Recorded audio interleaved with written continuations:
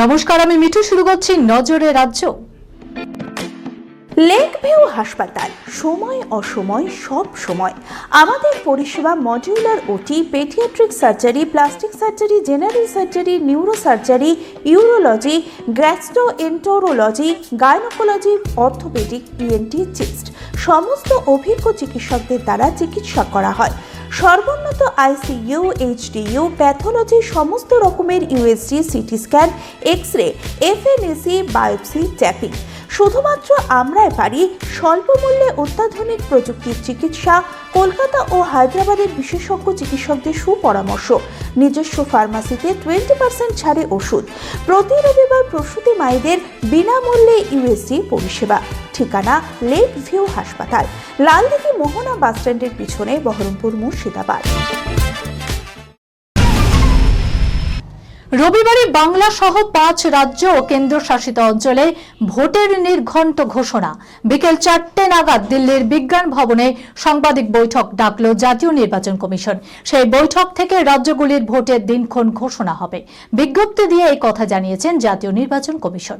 পশ্চিমবঙ্গ, অসম, তামিলনাড়ু, কেরল ও পুদুচেরি, এই 5 রাজ্য ও কেন্দ্রশাসিত অঞ্চলে বিধানসভা নির্বাচন রয়েছে। এখন প্রশ্ন, বাংলায় কত দফায় ভোট হবে? কমিশন সূত্রে জানা যাচ্ছে, বঙ্গে 2 থেকে 3 দফায় ভোটের ঘোষণা করতে পারে জ্ঞানেশ কুমারের নেতৃত্বাধীন জাতীয় নির্বাচন কমিশন। সেক্ষেত্রে আগামী এপ্রিল মাসের 15 তারিখের পর প্রথম দফার ভোট হতে পারে বাংলায়। রবিবার ও সোমবার উত্তর ও দক্ষিণবঙ্গের বিভিন্ন জায়গায় কালবৈশাখীর মতো পরিস্থিতি। সোমবার 5টি জেলায় 70 কিলোমিটার বেগে ঝড়ের হলুদ সতর্কতা জারি করেছে আলিপুর আবহাওয়া দপ্তর। রবিবার কলকাতায় বিকেল নাগাদ বজ্রবিদ্যুৎ সহ হালকা বৃষ্টির সম্ভাবনা রয়েছে। কালবৈশাখীর মতো পরিস্থিতি রয়েছে। মঙ্গলবার পর্যন্ত চলবে ঝড় বৃষ্টি। রবিবার মূলত মেঘলা আকাশ থাকবে। মেঘলা আকাশের দিনে তাপমাত্রা একই রকম থাকবে। সপ্তাহ জুড়ে বিক্ষিপ্তভাবে বৃষ্টি চলবে। গ্যাসের আকাল, রান্নার পদের কাটছাট আগেই হয়েছিল। এবার হোটেল রেস্তোরাঁ বন্ধ হতে শুরু করলো আলিপুর দুয়ারে। পর্যটনের মরশুমে ব্যবসায়ীদের মধ্যে বাড়ছে উদ্বেগ। আর্থিক লোকসানের আশঙ্কাও দেখা দিয়েছে। শহরের অত্যন্ত জনপ্রিয় হোটেল বন্ধ করে দেওয়া হয়। 2 হোটেল কর্তৃপক্ষ জানিয়েছে অনির্দিষ্টকালের জন্য হোটেল বন্ধ করে দিয়েছেন। কারণ 1800 টাকায় সিলিন্ডারের দাম উঠেছে 3500 টাকায়। তাও সিলিন্ডার চাওয়ার 4-5 দিন পর এই গ্যাসের সিলিন্ডার দেওয়া হবে বলে জানানো হচ্ছে। এই অবস্থায় হোটেল রেস্তোরাঁ চালানো সম্ভব নয় বলে জানিয়েছেন মালিকরা। জ্বালানির সংকটে হেসেলে প্রভাব পড়েছে আমজনতার। বাঙালির পঞ্চ ব্যঞ্জনে ভুরি ভোজশালার রীতিমতো শিখে উঠেছে বলা যায়। ঝাঁপ বন্ধ হয়েছে শহরের একাধিক নামী রেস্তোরাঁয়। গ্যাস সিলিন্ডার রীতিমতো উপলব্ধি না থাকলে কেউ কেউ আবার ভরসা করছেন বিদ্যুতের সাহায্যে চলা ইন্ডাকশন ওভেন এবং মাইক্রোওভেনের ওপর। কিন্তু যাদের সেই উপায়ও নেই তারা পড়েছেন অথৈ জলে। জ্বালানির সংকটে দুশ্চিন্তায় টলিউডের তারকারাও। তারা কিভাবে দিন যাপন করছেন, হেসেল সামলাচ্ছেনই বা কিভাবে?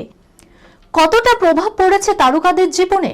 অভিনেত্রী অপরাজিতা আঢ্য বলেন, আমি যেহেতু 51বর্তী পরিবারে থাকি, আমাদের বাড়িতে রান্না বান্নার একটা বড় বিষয় রয়েছে।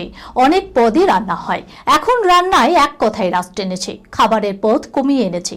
সংকট দেখা দিলে প্রশাসন যদি অনুমতি দেয় তাহলে কাঠ কয়লায় রান্না করতেও হতে পারে। বাড়িতে যদিও ইন্ডাকশন ওভেন আছে, কিন্তু সেভাবে কখনোই ব্যবহার করি না। প্রয়োজন পড়লে সেটাও ব্যবহার করতে হবে।